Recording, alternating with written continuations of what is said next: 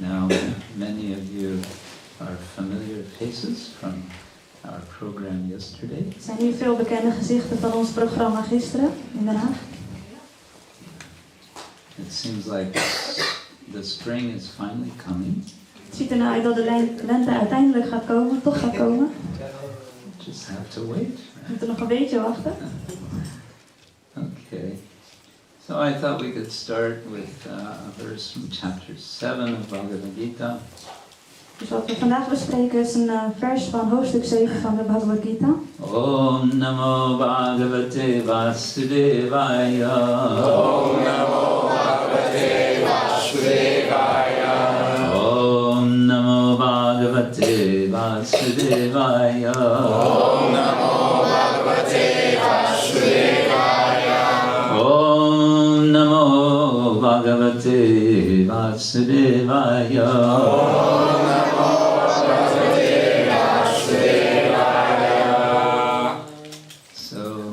This chapter is called Knowledge of the Absolute. De titel van deze hoofdstuk is Kennis van het Absolute. And the whole chapter discusses many topics related to this. Er zijn vele onderwerpen in het hoofdstuk die daarover gaan. Krishna in the beginning invites Arjuna to understand that he should listen to what he has to say, and by this he will become free. In het begin van het hoofdstuk zegt Krishna tegen Arjuna dat hij moet luisteren naar wat Krishna nu gaat zeggen en daardoor zal hij vrij worden van alles. And here toward the end, verse 27, Krishna is talking about our problem in this world. En hierbij ongeveer rond vers 27 bespreekt Krishna wat ons probleem in deze materiële wereld is. Icchā-dveṣa-samutthena dvandva-mohena Bharata sarva-bhūtāni sammohaṁ sarge yānti paran-tapa. O scion of Bharata, O conqueror of the foe, all living entities are born into delusion, bewildered by dualities, arisen from desire and hate.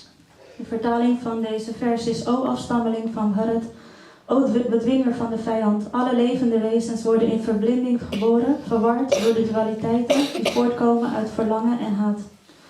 So this is a kind of depressing statement. En dit is best een depressief vers. Het heeft een negatieve bijklank. We might get depressed by reading this. We worden er neergeslagen als we dit zo lezen.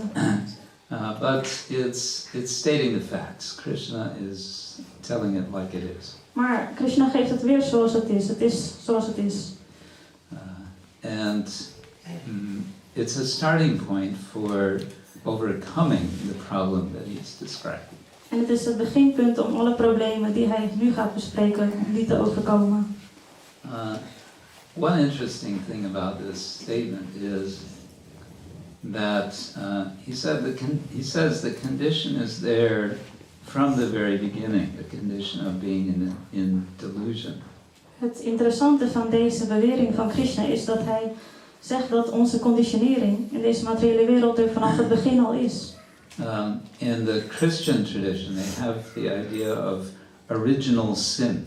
In de christelijke traditie bestaat er zoiets als de oorspronkelijke zonde. That we are all implicated in a original sin, which is usually associated with the story of Adam and Eve. Dat we eigenlijk vanaf het begin al de oorspronkelijke zonde begaan. Die begint met het verhaal van Adam en Eva. But there is a recognition there that there is a sort of inborn problem. Er is een soort herkenningspunt dat het een aangeboren probleem eigenlijk is. Here we might speak, rather than of original sin, we might speak of original ignorance. Hier kunnen we beter spreken van oorspronkelijke onwetendheid in plaats van oorspronkelijke zonde. Oorspronkelijke onwetendheid. As the sort of real situation in which we find ourselves from the very beginning. Eigenlijk de werkelijke situatie waarin we ons vanaf het begin bevinden. And we, meaning if we are a little thoughtful people, have to recognize that this is a problem. En wij, en daarmee wordt bedoeld alle mensen, moeten erkennen dat dat het probleem is. And that there is a possibility of becoming free from this problem. En erkennen dat er een mogelijkheid is om bevrijd van deze probleem te worden. This possibility is quite radical. En deze mogelijkheid is best wel heftig, best radicaal. It's not something that our politicians tell us about. En dat is niet iets wat de politici in ons land ons allemaal vertellen. And so most of the time, most of us go along through life thinking, yes, this is life. Life is like that. De meeste mensen gaan door hun leven met de acceptatie dat dit is zoals het hoort. Dit is het leven. The Vedic scriptures tell us that we have a nature which is characterized by three things. De Vedische geschriften vertellen ons dat we een aard hebben dat door 3 verschillende factoren bepaald wordt. One is, in Sanskrit, is called Sat Chit Ananda, eternity, knowledge, and bliss. In Sanskriet wordt het Satchit Ananda genoemd, eeuwigheid, gelukzaligheid en kennis. You put the gelukzaligheid Oh, sorry. before the I'm sorry. That's okay. Maybe sorry. it sounds better that way in Hollands. I'm sorry, I'm translating after a long time, so I'm a little... No problem. Sorry. We're working through this together. So, this is, we could say, just the opposite of our present condition. En dit is in tegenstelling tot onze tegenwoordige toestand, hoe we nu zijn. Our present condition is not eternal. It is characterized by temporality. Onze huidige situatie is niet eeuwig, het is een tijdelijke situatie. And it's characterized by ignorance. En het wordt gekenmerkt door onwetendheid. And instead of bliss, it's characterized by its opposite, nirananda, the lack of bliss. En in tegenstelling tot gelukzalig zijn we dus zonder de bliss, zonder de gelukzaligheid. I was thinking about this morning, each of these characteristics that we hear that in pure form we potentially have. En Prabhu zat vanochtend over deze Satchidananda na te denken, over de karakteristieken die we nu hebben, in tegenstelling tot de eeuwigheid, gelukzaligheid en And kennis. how much we long for these. En hoe graag we verlangen eigenlijk naar deze 3 eigenschappen. It's obvious, of course, we all, with few exceptions, we pursue to live life as long as we can. En met een paar uitzonderingen willen we natuurlijk het leven volbrengen zoveel mogelijk, zo ver als het maar kan. And what we might call continuity of our existence is very important to us. En de continuïteit van het bestaan, de voortgang van het leven is heel belangrijk voor ons. And despite all of our efforts in this, our intentions sooner or later are foiled. En ondanks al onze inspanningen op dit gebied worden onze pogingen toch Voorgevraagd. Sorry. ja, gestopt, geblokkeerd. Sometimes this effort to avoid death is met with ironic results. En deze Ja, pogingen om de dood tegen te gaan wordt met Ironic ironische results. gevolgen. Heeft het ironische gevolgen, brengt het met zich mee. Back in 2005, I was in London. I was attending one academic conference. In 2005 was Prabhu in Londen, waar hij een academische wetenschappelijke conferentie bijwoonde. Actually, the topic of the conference was Bharata. En het onderwerp van de conferentie was toevallig Bharata. And these were all Indologists from around the world. En het waren allemaal wetenschappers op het gebied van indologie van de hele wereld bij elkaar. And just before the first session began, they had an announcement. En net voordat de eerste sessie, de conferentie zou beginnen, hadden ze een aankondiging. And the announcement was that there has been an act of terrorism in the London Underground, and we are going to delay the beginning of our conference. En de aankondiging was dat er een terreuraanslag net had plaatsgevonden in de metrogedeelte van Londen. En daardoor zou die conferentie dus met vertraging starten.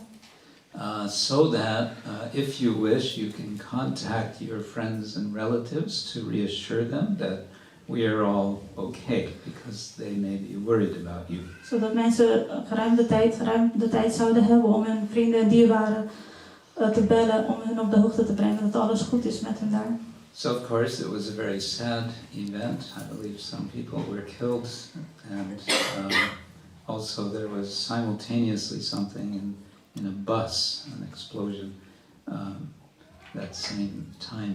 Het was een hele trage gebeurtenis, want tegelijkertijd er waren een aantal doden hebben plaatsgevonden. Tegelijkertijd vond er ook nog eens een busincident ergens daar in de buurt plaats.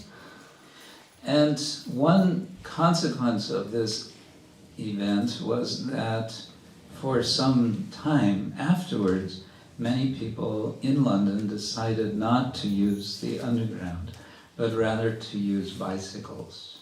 En een gevolg van dit alles was dat veel mensen na dit incident ervoor kozen om de fiets te nemen in plaats van de metro in Londen.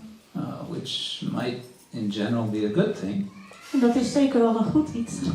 But it came out sometime later that the number of deaths from accidents of bicycles in London increased as a result. Maar achteraf bleek dat als gevolg van dit alles het aantal doden op de fiets ook nog eens toenam in Londen door dit alles. So people who were trying to avoid, a terrible terrorist attack, some were victimized otherwise, nonetheless. Dus desondanks mensen die een terroristische aanslag wilden voorkomen, zijn op een andere manier moesten ze eraan geloven. So the first of these three principles, sat, eternity. I guess you could say the moral of the little story is there's nothing we can do ourselves to avoid the interruption of our lives. Dus in verband met het eerste principe waar we het net over hadden, die eeuwigheid. Er is niets wat deze... But... Go ahead. Ja, er is niets... het wordt verbroken uiteindelijk, die eeuwigheid in deze materiële wereld. But the other point is, just see the tendency to continue life. This is the point I want to make. Maar je ziet toch die neiging van de mensen om te blijven voort willen leven, zie je heel sterk in ze terug. And this is hinting at the reality that the Vedas are suggesting, that we are actually eternal. En dit geeft een hint, een indicatie dat wij eeuwige zielen zijn die willen voort blijven leven. Now, what about knowledge? En nu over kennis. We all seek to know, to understand from, very beginning of our lives. We willen allemaal vanaf het begin van ons leven willen we kennis, willen we dingen weten.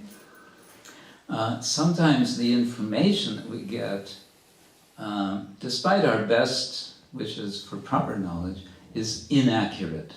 En ondanks al onze inspanningen is die kennis die we krijgen niet geheel, niet volledig. I just read this morning, one anthropologist was with a group of people on an island in North Venezuela. En Prabhu las vanochtend over een antropoloog die met een groep mensen in Noord-Venezuela was. And they were doing some sports. They were running up and down volcanoes or something, some crazy. En ze waren met een paar gekke dingen bezig, op en neer op een vulkaan aan het heen en weer rennen. And then when they were all finished, then it was time to get the boats back to the mainland. En toen ze klaar waren, moesten ze de boot terug naar het vasteland nemen. But the boat didn't come that was scheduled to come. En de boot die dus op de schema stond om te komen, was niet gekomen. So then there was discussion, why didn't the boat come? When is the boat coming? Toen begon er een conversatie van waarom is de boot niet gekomen, wanneer zal die boot komen? And hour after hour, so much what we would call speculation went on about this boat, why it's not here, why it's coming, when it's coming, if it's coming. En uur na uur bleven mensen dus bespreken waarom is die boot niet gekomen, wanneer zal die komen, of die zal komen.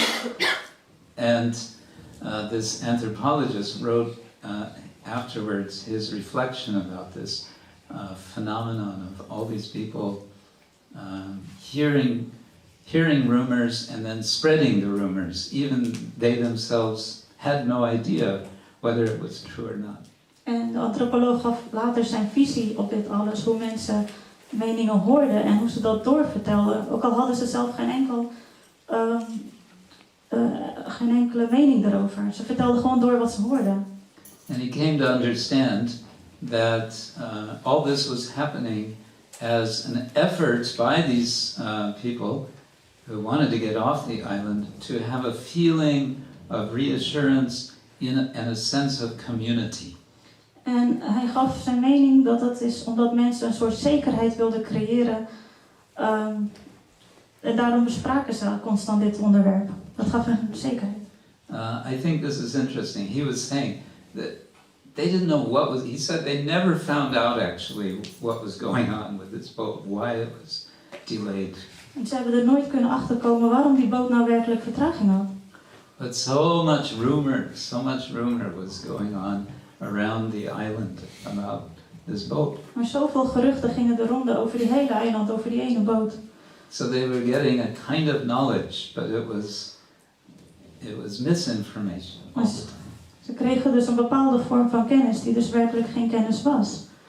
But the longing was for proper knowledge because they had a specific need to get off the island. Maar ze hadden dus een hevig verlangen naar werkelijke informatie, omdat ze dus van die eiland af wilden. In a similar way, one might say, we're all stranded.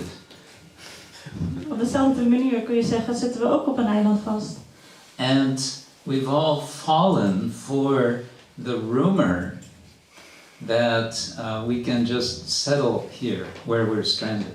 En we zijn allemaal het gerucht gaan geloven dat we hier ons kunnen vestigen, waar we dus eigenlijk per ongeluk zijn aangekomen. Somebody told us, no, it's okay.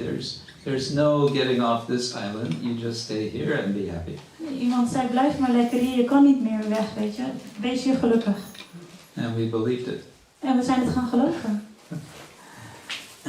And then we tried to make community based on this false rumor. En zo hebben we geprobeerd een gemeenschap te starten onder het mom van dit valse gerucht. The ferry boat hasn't shown up, so we figured, well, maybe there is no ferry boat. De veerboot is niet aangekomen, dus misschien bestaat er niet zoiets als een veerboot. That's essentially the atheist idea. There is no boat. Dat is eigenlijk de atheïstische opvatting. Er is geen boot, er bestaat niet een boot. There is no spiritual world. There is no God. Er is geen spirituele wereld, er bestaat geen God. And that rumor then gets spread because we have to talk about something. En dat gerucht doet het zich dan de ronde, want we moeten toch iets bespreken. Iets bespreken. Iets. Such a nice word. Iets. Don't eat anything. Oh, okay. Okay, then Ananda. En dan over gelukzaligheid. Ananda. Gelukzaligheid. Yes. Okay, here, in this context, is some interesting studies that was done of animals. In deze context is er een onderzoek naar dieren gedaan.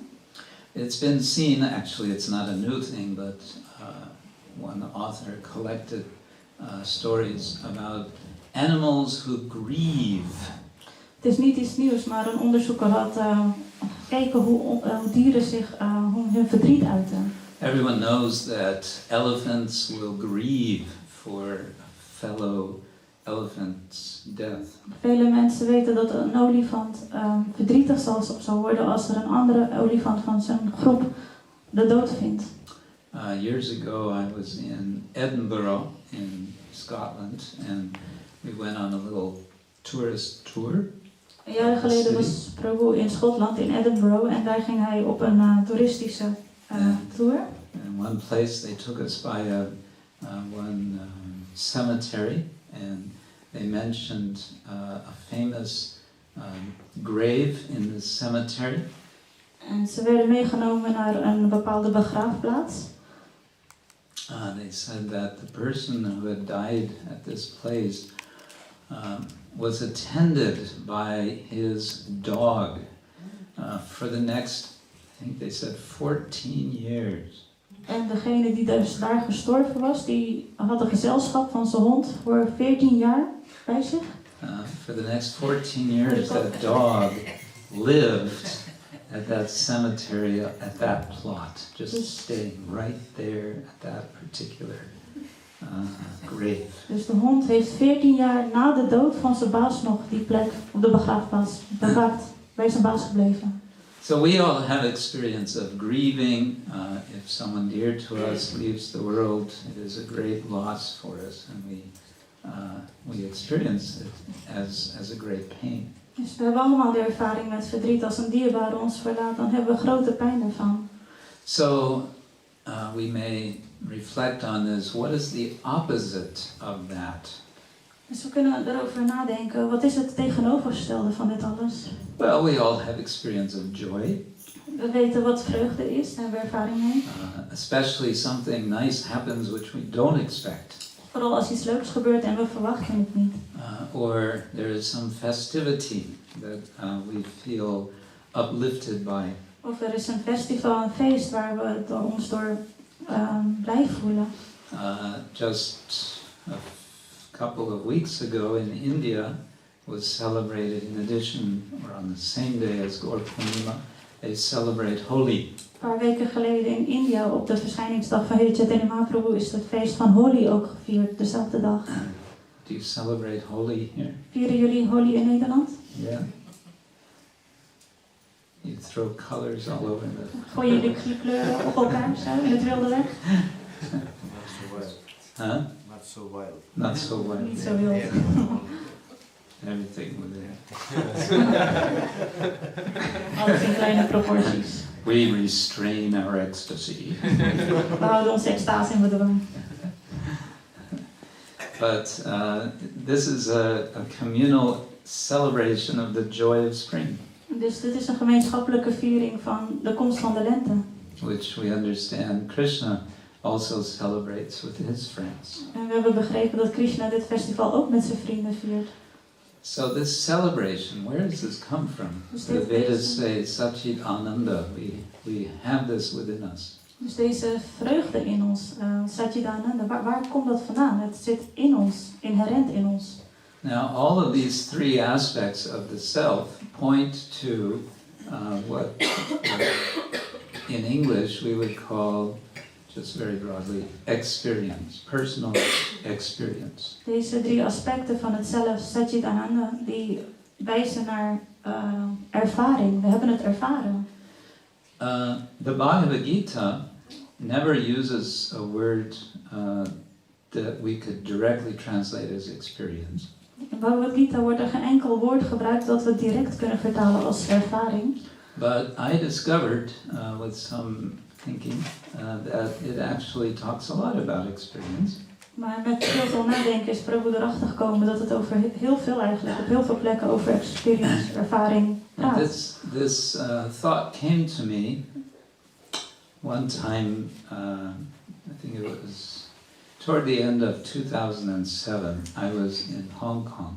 En die gedachte kwam bij Prabhu op aan het einde van 2007 toen hij in Hongkong was. And I was invited to participate in a conference, an academic conference in Beijing.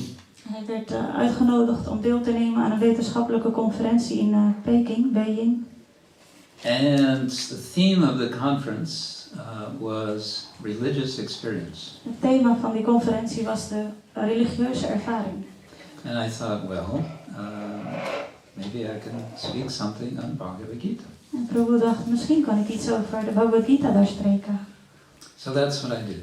En dat is ook wat hij gedaan heeft. And the title of my essay was The Authority of Experience and the Experience of Authority.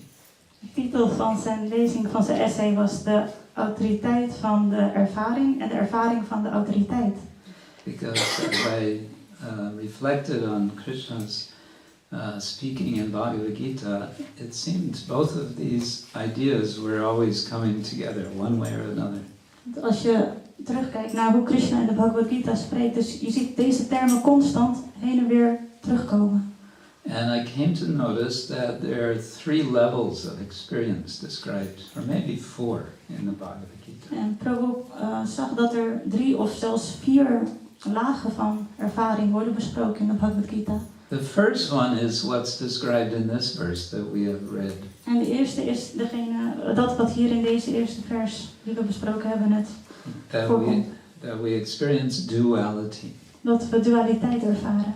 We interpret the world constantly in terms of what is nice and what is not so nice. We geven interpretatie, betekenis aan wat fijn voor ons is en wat niet leuk voor ons is.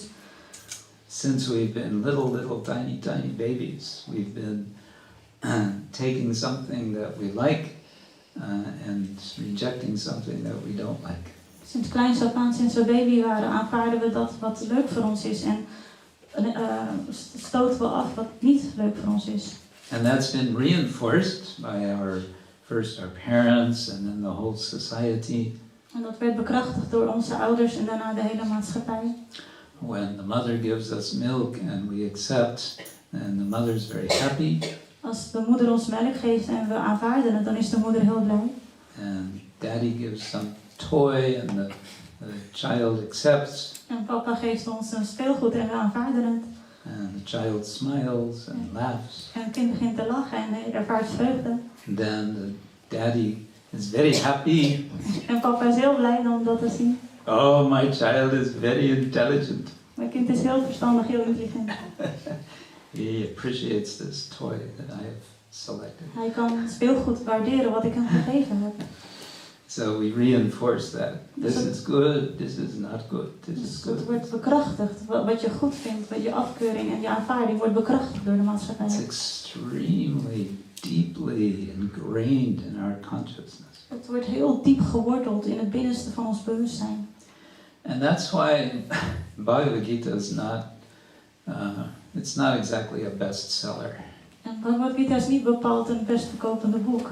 Because Krishna is urging his listeners, his readers, to get out of that kind of experiencing to a higher sort of experiencing. Omdat Krishna ons eigenlijk dwingt om vanaf deze conditionering naar een hogere vorm van bewustzijn, een hogere vorm van ervaring te gaan. And that higher level of experiencing doesn't really sound very attractive. Die hogere vorm van ervaring klinkt niet echt aantrekkelijk voor ons. Because Krishna, the next step up from this is what he calls samatva, the sense of equality. Not this is good, that is bad, but this is something and this is something else. Omdat de volgende fase is eigenlijk samatva, de fase van gelijkheid. Niet van dit is verkeerd en dit is goed, nee, maar alles is gelijk. That doesn't sound very exciting, does it? Dat klinkt niet erg opwindend en aantrekkelijk, nietwaar? It's like, well, everything's the same. Alles is hetzelfde. It might even sound a little impersonal for us who are so eager to say, I am not an impersonalist. Het klinkt misschien zelfs voor ons een beetje impersonalistisch, een beetje onpersoonlijk. Dus voor mensen die niet onpersoonlijk willen zijn. But there's a lot of emphasis on this in the Bhagavad-gita. Maar in de Bhagavad-gita wordt dit wel degelijk heel erg benadrukt. As the symptom or the characteristic of someone who advances in yoga. Als een eigenschap van iemand die gevorderd raakt in yoga. Modern yoga emphasizes bodily flexibility and so on. Moderne yoga benadrukt lichamelijke flexibiliteit heel erg.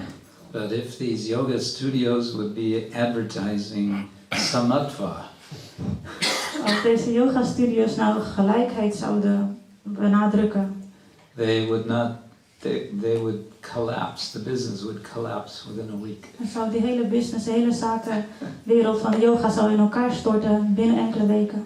Fortunately, Krishna's message doesn't end there. Gelukkig eindigt Krishna's boodschap niet bij. Het gaat verder.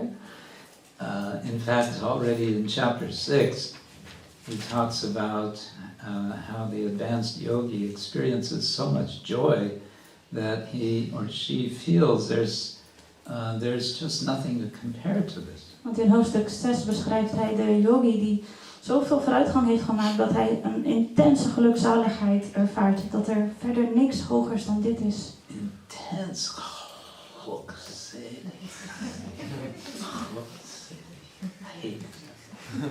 Gelukzaligheid. Ja? Gelukzaligheid. Gelukzaligheid. Heid. I should learn at least one Dutch word today. Heid. Dank u wel. I should have learned this so many years ago. So, already in the 6th chapter, this is described. Dus dat komt al in de 6e hoofdstuk ter sprake. And now in the 7th chapter, Krishna goes a step further. En in de 7e hoofdstuk gaat hij een stap hoger. And he says, you know what? Those things which you take as part of just ordinary life. En hij zei, Krishna zegt, weet je wat, alle dingen die je als vanzelfsprekend in het normale leven aanvaardt. The taste of water, the light of the sun, the sounds that we hear all day De long. smaak van water, het licht van de zon, de geluiden die je overdag gewoon hoort. If you just look at all of these things from a slightly different perspective, Als je dit alles vanuit een ander perspectief gewoon bekijkt. and see them as me, as Krishna, En daarin mij, Krishna, ziet. then you will start to really experience yoga, the yoga of bhakti yoga. Dan zul je de werkelijke yoga, namelijk bhakti yoga, ervaren. So, as you probably know, most of you in any case, Krishna gives quite a few examples. Dus zoals de meesten van jullie wel weten, geeft Krishna een behoorlijk aantal voorbeelden hiervan. As I mentioned in this chapter, lots of familiar things. And then he points out how he is present in those familiar common things. En in deze hoofdstuk heel veel verschillende dingen en hij benadrukt hoe hij in deze dingen aanwezig is. So that's also a kind of experience, namely experiencing God in ordinary things. En dit is allemaal een ervaring, namelijk het ervaren van God in gewone alledaagse dingen. A lot of people talk about, yes, I believe in God, I experience God in nature. Vele mensen zeggen, ja, ik geloof in God, ik zie God in de natuur. Yeah, there was a big movement back in the late 18th, early 19th century called Romanticism.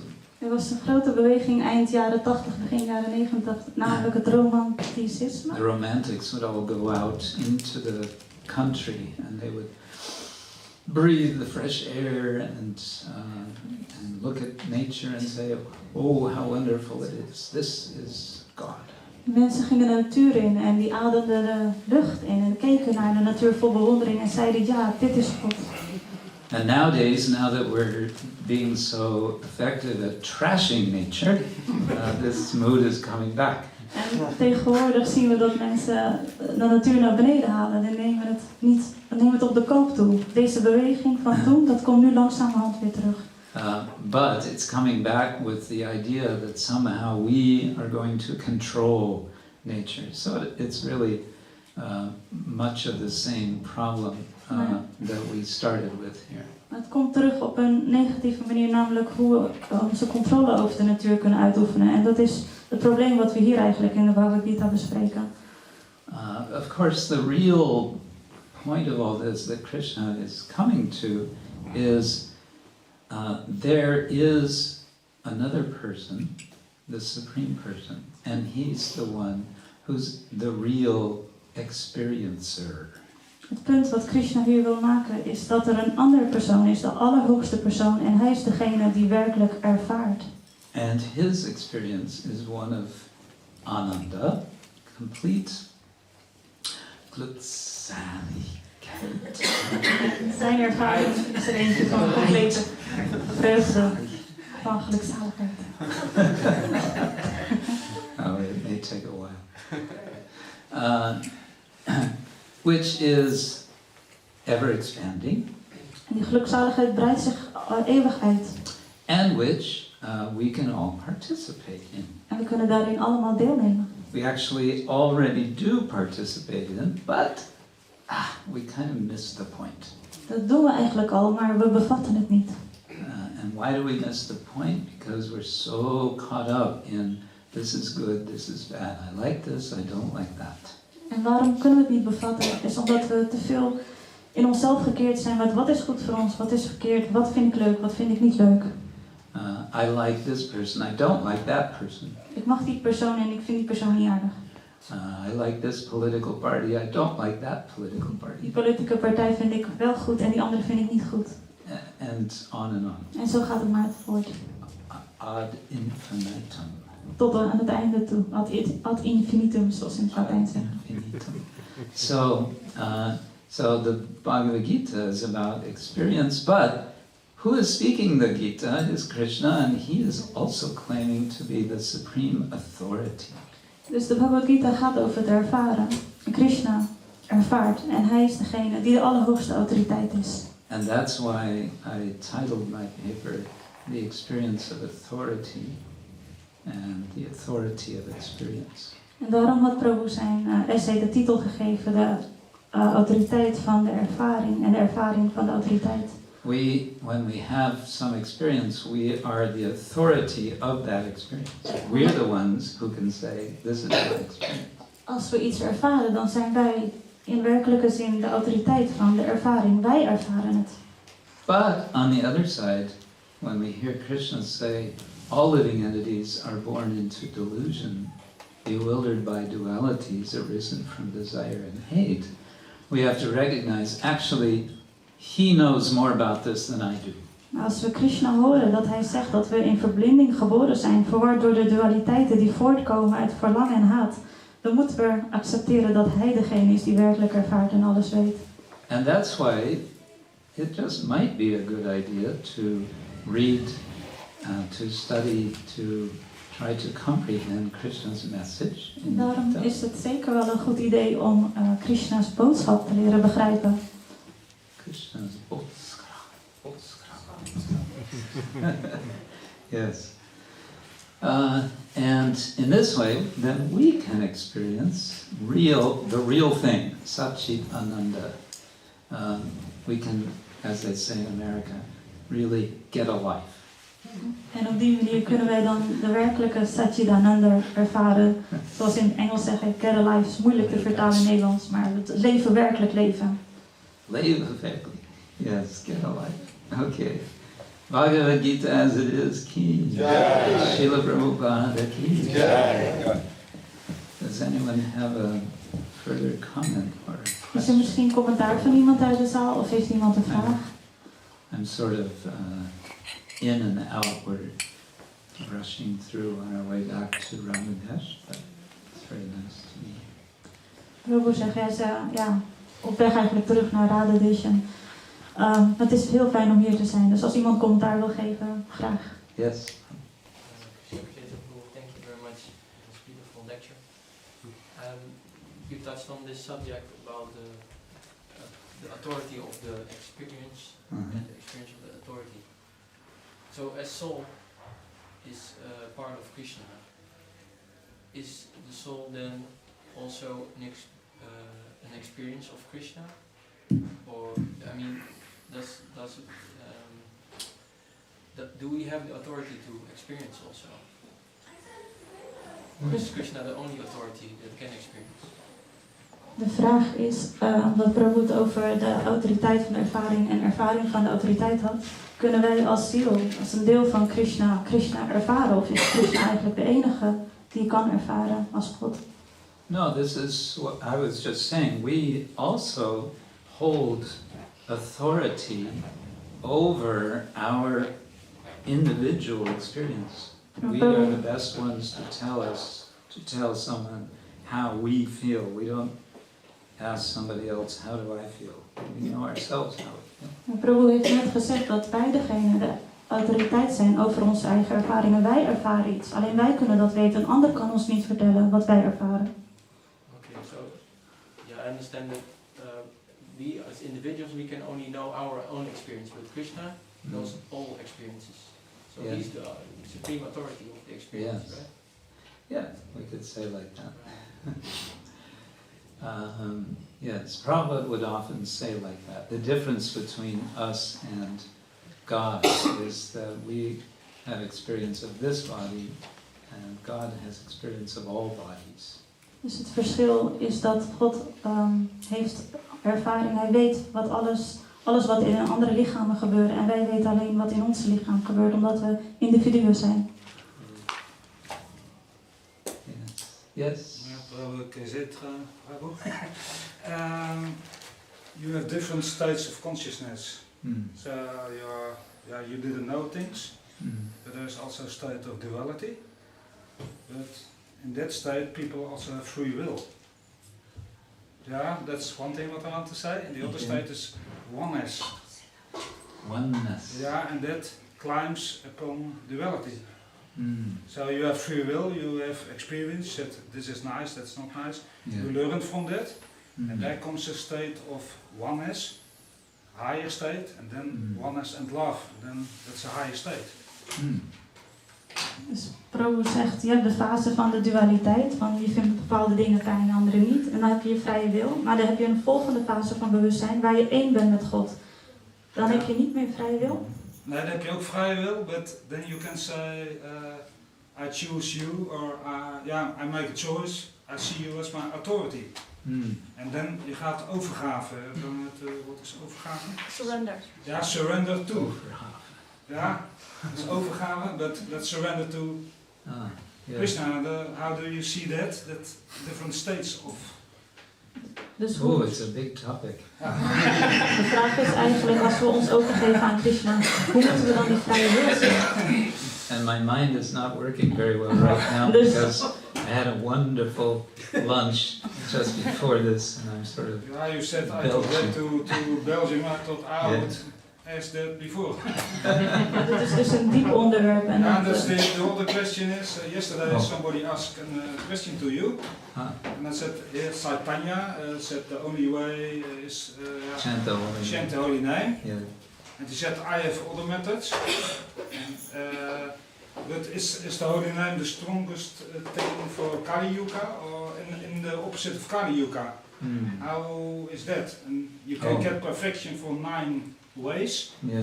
But how does that verhouden to chant only the name of God from Kali Yuga to Can we get a summary of your, zuiveren? can we get a summary of your question in Hollands What? for the others? Ik denk dat ik wel weet wat u bedoelt. Ja. Want en Kali Yuga, u zei dus dat er zijn 9 verschillende manieren. Hier Dus staat je hebt de chanten van de heilige ja, naam. dat is is het wat je sterkst om meemaakt. te zuiveren, maar Ja. daarnaast heb je ook het pad van perfectie of andere dingen Ja, doen. je hebt verschillende andere Ja, en hoe methodes. verhoudt zich dat nou toe als iets goed voor je werkt of zo? Of, nou.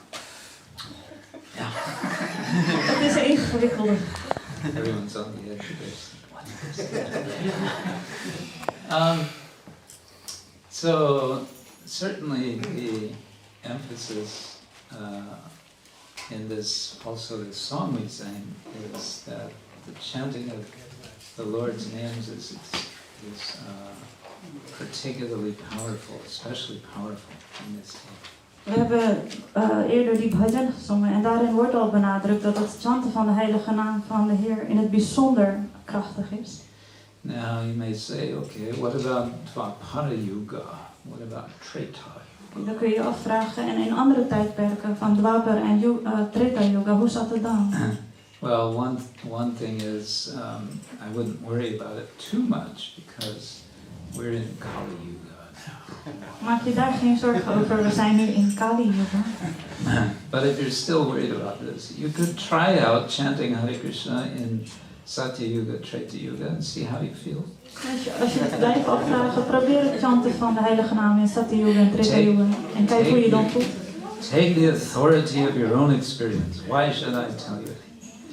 Wees autoriteit over je eigen ervaring. Waarom moet Prabhu je alles vertellen? It is said that Satya Yuga is the time for meditation. Er wordt gezegd dat Satya Yuga de tijd voor de meditatie is, geschikte tijdperk. But then what sort of meditation? We don't get any details that I know. Maar wat voor soort meditatie? Er worden verder geen specifieke dingen over verteld. So certainly one can meditate on the names of the Lord. That's a form of meditation. Dus we kunnen zeker mediteren op de heilige naam van God. Het is een vorm van meditatie. So suppose someone just really likes to serve other Vaishnavas. A Vaishnava likes to serve other Vaishnavas. Stel dat iemand het heel mooi vindt om andere Vaishnavas toegewijden te dienen. That's called paran-tapa. Dat wordt in het Sanskriet paran-tapa genoemd. So we don't tell that person, forget about that, just chant Hare Krishna. We zeggen niet tegen zo'n persoon, vergeet dat en chant alleen de heilige naam van God. No, we say, wonderful, chant, serve Vaishnavas, and by this service you'll be able to chant very nicely. Nee, wat we dan doen is we moedigen hem aan en zeggen ga door met je seva. En door deze seva zul je nog meer smaak voor het chanten van de heilige naam ontwikkelen. And by nice chanting of Hare Krishna, you'll be able to serve Vaishnavas very nicely. Door het goed chanten van de heilige namen zul je de toegewijden nog beter kunnen dienen. So, one way or another, everything is complementary. Dus op de een of andere manier vult het elkaar allemaal aan. We don't need to compartmentalize everything We too moeten much niet in een hokjesgeest denken. and try to measure things by some mechanical means. Niet dingen afwegen door gespeculeerde mechanische methodes. When you have a talent, you can use it and you can chant. Yes. Als je een talent hebt, kan je die gebruiken in chanten. When you have CDs, higher mountains, you also can chant and use the CD. Als je CD's hebt, mystieke gaten, kan je die ook gebruiken en de heilige namen chanten. Yes. City of floating. Ja, je kan zo zweven in de lucht en heilige naam chanten. Chant and float. Zweef en chanten. Thank you all very much. It's been nice to be with you. Shri Rotterdam Yatra ki jai. Srila Prabhupada ki jai. Shri Gaur Nidai ki jai. Gaura Premanandi. Hare Krishna. HH Krishna Kshetra Prabhu ki jai.